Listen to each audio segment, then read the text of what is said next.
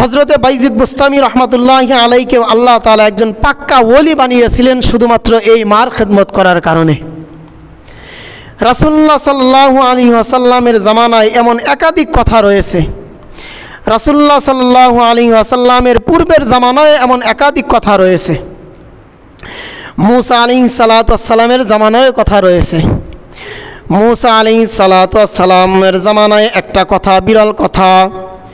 মুসা আলাইহিস সালাতু ওয়াস সালামের একটা জামানার বিরল কথা বলে আমি ছেড়ে দিব, সময় বড় সংক্ষিপ্ত।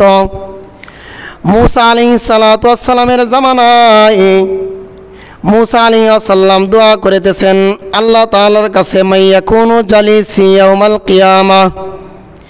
আল্লাহ তাআলা কালিমুল্লাহর সাথে কালিমুল্লাহর প্রশ্নের জবাব দেয়, জালিসুকা ফিল জান্নাতি জাজ্জার।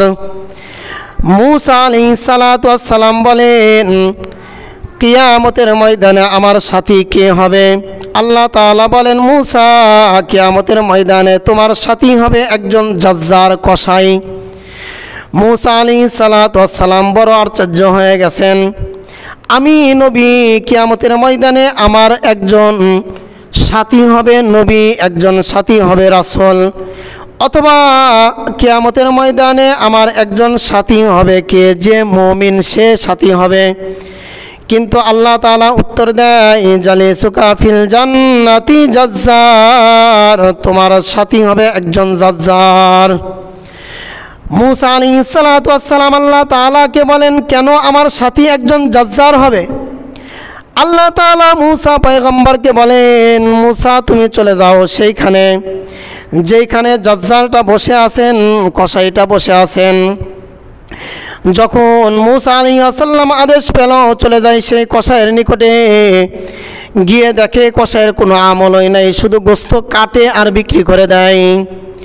গোস্ত যখন বিক্রি শেষ হয়ে যায়, সুন্দর একটা গোস্তর টোপলা নিয়ে বাড়ির দিকে রওনা হয়ে যায়।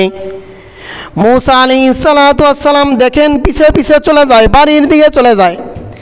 কসাই যখন বাড়িতে গিয়ে তার ঘরের মধ্যে ঢুকে ঘরের সিটকে লাগা দেয়, মুসা আলাইহিস সালাতু ওয়াস সালাম ওই ঘরের কড়া লড়াইতে শুরু করেন।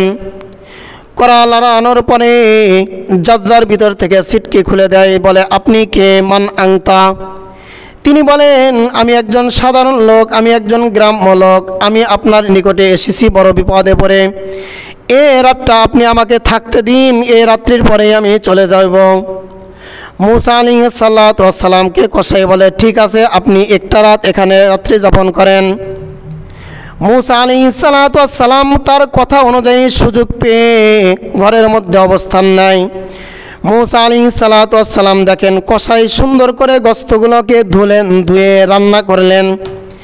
রান্না করে রান্নার শেষে তার ওই ঘরের মধ্যে থেকে, ঘরের কোণা থেকে একটা বৃদ্ধ মহিলাকে বের করে সুন্দর করে গোসল করায়। গোসল করানোর পরে তার মাথার মধ্যে, তার শরীরের মধ্যে খুশবু লাগিয়ে দেয়। মুসা আলাইহিস সালাতু ওয়াস সালাম দেখেন বৃদ্ধ মহিলাটাকে সুন্দর করে গোশত দিয়ে ভাত মাখাইয়া সুন্দর করে খাওয়াইয়া দিতেছে। মুসা আলাইহিস সালাতু ওয়াস সালাম একটা জিনিস বেশ ভালো করে লক্ষ্য করলেন, খাবার শেষে যখন মার থেকে, ওই জায়গা থেকে মার সুন্দর করে মুখটা ধুয়ে পরিষ্কার করে দিলেন। মা তখন বলে, আল্লাহ গো, শুনেছিলাম এ জামানার একজন নবী, যে নবীর নাম মুসা, আপনি আমার ছেলেটাকে ময়দানে মাহশরে মুসার সাথে হাসর নাসর করিও। মুসা আলাইহিস সালাতু ওয়াস সালাম কথাটা বুঝতে পারলেন না। সাথে সাথে মুসা আলাইহিস সালাতু ওয়াস সালামকে বললে, মুসা আলাইহিস সালাম বললেন, ভাই, তোমার খাওয়া দাওয়া শেষে তোমার মা তোমার জন্য কি দোয়া করলেন? সাথে সাথে কসাই বললেন, আমার মা আমার জন্য দোয়া করে, দৈনিক খাবার দাবারের শেষে আমার মা আমার জন্য দোয়া করে, একটা পাগলা দোয়া। দোয়াটা করেন আল্লাহ তাআলার নিকটে, দুহাত তুলে দোয়া করেন, ও মালিক, জীবনে তোমার নিকটে কত কি চাইলাম জানি না, কোন দোয়াটা তুমি কবুল করেছো। আমার একটা ফরিয়াদ তোমার কবুল করতেই হবে, কবুল করতেই হবে। সেটা হলো, শুনেছি এ জামানার সবচাইতে বড় পয়গম্বর মুসা কালিমুল্লাহ। মালিক গো, আপনি আমার ছেলেটাকে ময়দানে মাহশরে মুসা কালিমুল্লাহর সাথে হাসর নাসর করাইও। কিন্তু আমি জানি আমার মার এই পাগলা দোয়া কখনো কবুল হবে না, কখনো কবুল হওয়ার মতো না। মুসা আলাইহিস সালাতু ওয়াস সালাম সাথে সাথে কসাইকে বলেন, ও ভাই, তোমার মার পাগলা দোয়া দুনিয়াতেই কবুল হয়ে গিয়েছে, আখিরাতে তো বাতরিকে আওলা কবুল হয়েছে। এই জন্য ভাই মোহতারাম হাজিরিন, মায়ের দোয়া কখনো বিফলে যায় না। মা গরিব হতে পারে, অসহায় হতে পারে, যেমন ইচ্ছা তেমন হতে পারে, মার দোয়া কখনো বিফলে যায় না।